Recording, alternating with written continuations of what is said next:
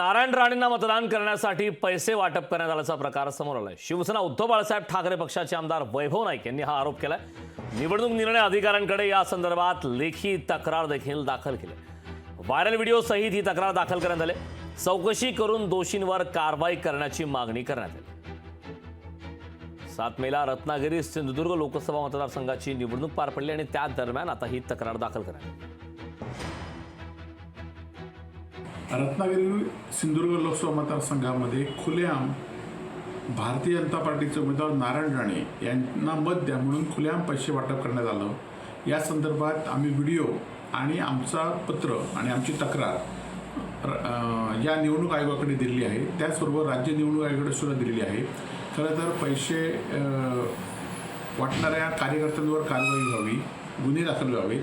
त्याचबरोबर ज्यांच्यासाठी पैसे वाटप झाले त्यांच्यावर पण कारवाई करावी अशी आमची मागणी आहे। आणि त्या संदर्भात आम्ही लेखी तक्रार जिल्हा निवडणूक अधिकारी, या मतदारसंघातील निवडणूक अधिकारी आणि राज्य निवडणूक अधिकारी यांच्याकडे दिलेली आहे।